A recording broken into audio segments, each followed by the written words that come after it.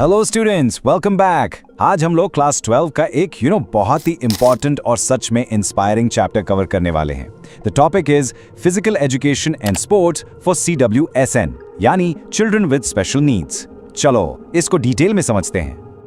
Okay, so let's just dive right in with this. This is a really powerful slide. देखो, it talks about a revolution in sport. So what's this all about? ये coat है 2002 के Manchester Commonwealth games का। यहाँ for the very first time disabled competitors के जीते हुए medals को देश के फाइनल टोटल में काउंट किया गया। Just think about that for a second. ये सिर्फ एक रूल चेंज नहीं था, ये एकदम एक क्रांति थी। You know? इसने लोगों का नजरिया, the entire perception हमेशा के लिए बदल दिया। ऑलराइट, सो इंस्पायरिंग टॉपिक में आगे बढ़ने से पहले let's take a quick look. हम इस एक्सप्लेनर में क्या क्या कवर करने वाले हैं, चलिए देखते हैं। ओके, सो यहाँ पे है हमारा रोड मैप। देखो, हम 3 मेजर ऑर्गेनाइजेशंस को एक्सप्लोर करेंगे, पैरालंपिक्स, स्पेशल ओलंपिक्स और डेफ ओलंपिक्स। साथ ही हम क्लासिफिकेशन के कॉन्सेप्ट को भी समझेंगे। ये बहुत जरूरी है to make sure competition fair हो। और हाँ, will talk about the importance of inclusion, जो इस पूरे चैप्टर का एकदम कोर आइडिया है। और हाँ, by the end of this explainer आपका गोल क्या होगा? Not just to learn but to really understand the benefits of sports activities for CWSN। आप उन्हें एक्सेसिबल बनाने की स्ट्रैटेजीज भी डेवलप कर पाओगे। सो मतलब ये है कि आप इन कॉन्सेप्ट्स को सिर्फ समझोगे नहीं, you will actually appreciate them और उन्हें प्रैक्टिकली अप्लाई करने के लिए भी रेडी हो जाओगे। That's the real goal here. Alright, let's start with the absolute basics, the foundation, disability and barriers. So समझ लो disability क्या है? It's a limitation. ये physical, intellectual या sensory हो सकती है। Simple, right? और barriers? Well, barriers वो रुकावटें हैं, the roadblocks. ये कुछ भी हो सकता है। Physical impairment हो, लोगों का negative attitude हो, या ऐसी buildings या grounds जो accessible नहीं है। ये सारी चीजें इन athletes को participate करने से रोकती हैं। Okay, moving on. अब आते हैं हमारी पहली मेजर ऑर्गेनाइजेशन पर, द पैरालंपिक्स। वेल, नाम से ही काफी कुछ क्लियर हो जाता है ना? It's all about a global movement जो ओलंपिक्स के पैरेलल चलता है। So इसका मीनिंग है ना, बहुत ही सिंपल और पावरफुल है।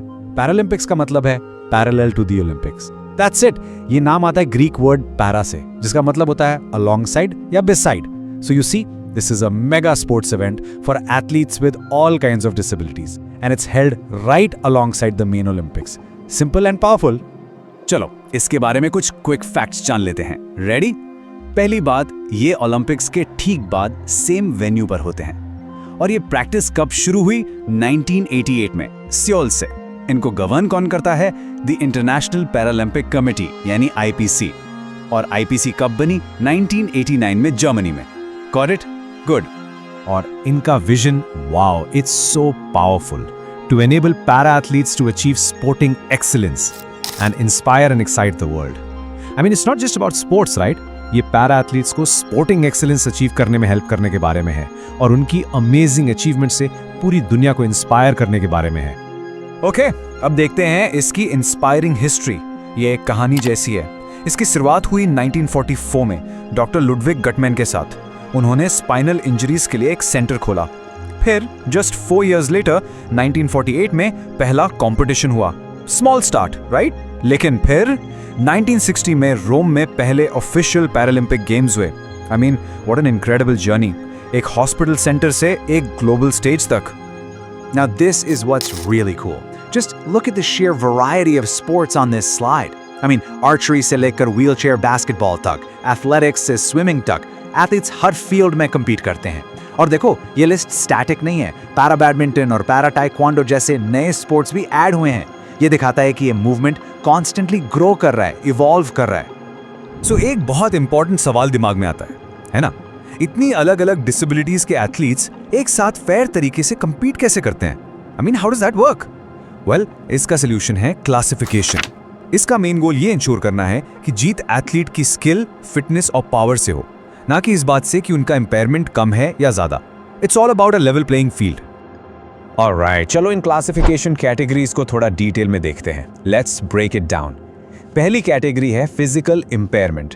इसके अंदर आती हैं ऐसी कंडीशंस जैसे कि impaired muscle power, for example spinal cord injury, या फिर impaired passive range of movement, loss of a limb और लेग लेंथ डिफरेंस। ये सब पहली कैटेगरी में आते हैं। Okay, so physical impairment category में ही आगे ये 4 टाइप्स और हैं। For example short stature. फिर आती हैं कंडीशंस जैसे हाइपरटोनिया या एथेटोसिस, जिसमें बेसिकली मसल कोऑर्डिनेशन में डिफिकल्टी होती है। ये कंडीशंस अक्सर सेरेब्रल पाल्सी से जुड़ी होती हैं, और एटैक्सिया भी एक ऐसी ही कंडीशन है। सो ये सब भी फिजिकल एम्पायरमेंट का ही पार्ट है। ठीक है, अब आती है दूसरी कैटेगरी, विजुअल इम्पेयरमेंट। जैसा नाम से क्लियर है, इसमें पार्शियल विजन से लेकर टोटल ब्लाइंडनेस तक का पूरा रेंज कवर होता है। और the third category is intellectual disability. इसके अपने स्पेसिफिक क्राइटेरिया हैं, जैसे कि it must be diagnosed before the age of 18। ये सारे रूल्स इसलिए हैं ताकि कंपटीशन एकदम फेयर हो। Okay, let's shift gears now. आगे बढ़ते हैं हमारी दूसरी मेजर ऑर्गेनाइजेशन पर, द स्पेशल ओलंपिक्स। और इसका फोकस थोड़ा सा अलग है। यहाँ सिर्फ कंपटीशन नहीं है, यहाँ पार्टिसिपेशन और इंक्लूजन का एक पूरा रेवोल्यूशन है। सो गेट दिस, स्पेशल ओलंपिक्स दुनिया की सबसे बड़ी स्पोर्ट्स ऑर्गेनाइजेशन है for people with intellectual disabilities. सबसे बड़ी, और इसे शुरू किया था यूनिस केनेडी श्राइवर ने। The story is amazing. ये 1962 में उनके घर के बैकयार्ड में एक छोटे से समर कैंप से शुरू हुई थी। नाम था कैंप श्राइवर। Imagine that. और उनका मोटो ही सब कुछ कह देता है, let me win, but if I cannot win, let me be brave in the attempt. I mean, just listen to that. जीतना जरूरी नहीं है, हिम्मत से कोशिश करना, पार्टिसिपेट करना जरूरी है। This one line brilliantly illustrates there core philosophy. इसका सफर, एज वी सेड, 1962 में एक बैकयार्ड समर कैंप से शुरू हुआ, और यहाँ देखो, जस्ट 6 years लेटर, सिर्फ 6 साल में 1968 तक ये एक इंटरनेशनल इवेंट बन गया। शिकागो में पहले गेम्स हुए, फिर 1988 में इसे IOC ने भी ऑफिशियली रिकॉग्नाइज कर लिया। That was a huge step, solidifying its place in the world of sports for good. Okay, now this is a very important point.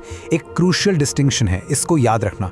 Paralympics जो है वो ओलंपिक्स के साथ ही होते हैं, same year same city, right?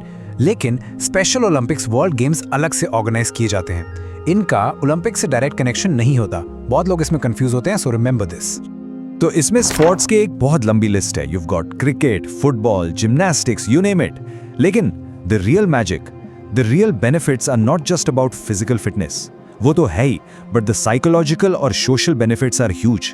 ये एथलीट्स को self confidence, courage और ऐसी खुशी देते हैं जो उन्हें लाइफ के हर एस्पेक्ट में एम्पावर करती है। सो स्पेशल ओलंपिक्स के 3 खास प्रोग्राम्स हैं। You can think of them as 3 pillars. पहला, द यंग एथलीट्स प्रोग्राम। ये छोटे बच्चों के लिए है, 2 से 7 साल तक के, और ये उनकी मोटर स्किल्स डेवलप करने पे फोकस करता है। दूसरा, unified sports. This is all about inclusion. इसमें स्पेशल और नॉन स्पेशल एथलीट्स एक साथ टीम बनाकर खेलते हैं। Awesome, right? और तीसरा, हेल्दी एथलीट्स, जो उनकी हेल्थ के लिए फ्री चेकअप्स प्रोवाइड करता है। और इसके रूल्स भी काफी सिंपल और इंक्लूसिव हैं। एलिजिबिलिटी क्या है? एज कम से कम 8 साल होनी चाहिए और इंटेलेक्चुअल डिसेबिलिटी आइडेंटिफाइड होनी चाहिए। फेयर प्ले के लिए क्या करते हैं? वो एथलीट्स को उनकी एबिलिटी के हिसाब से ग्रुप्स में डिवाइड करते हैं। इस प्रोसेस को डिविजनिंग कहते हैं। और सबसे इंपॉर्टेंट बात, जो इनके मोटो से भी क्लियर थी, यहाँ हर पार्टिसिपेंट को अप्रिशिएट किया जाता है, मेडल्स या रिबन से। The focus is always on participation, not just winning. Alright, अब हम आते हैं हमारी तीसरी और आखिरी ऑर्गेनाइजेशन पर फॉर टुडे, द डेफलिम्पिक्स। और इसका नाम ही इसकी यूनिक आइडेंटिटी एकदम क्लियर कर देता है। ये उन एलीट एथलीट्स के लिए है जिनको हियरिंग इंपेयरमेंट है। सो फन फैक्ट, ये एक्चुअली सबसे पुराने डिसेबिलिटी स्पोर्ट्स इवेंट्स में से एक है। It started way back in 1924 Paris में, और तब इसका नाम था इंटरनेशनल साइलेंट गेम्स। लेकिन इसकी सबसे खास, सबसे यूनिक बात क्या है? वो ये है कि इसे डेफ कम्युनिटी के लोग ही ऑर्गेनाइज और रन करते हैं। It truly is an event for the deaf by the deaf, and that's what makes it so special. तो ये था पूरा चैप्टर। अगर आपको पसंद आया तो सिर्फ एक कमेंट कर देना, और अगला वीडियो किस टॉपिक पे चाहिए वो भी बता देना। तब तक के लिए upgrade yourself, otherwise you will be stuck in a loop.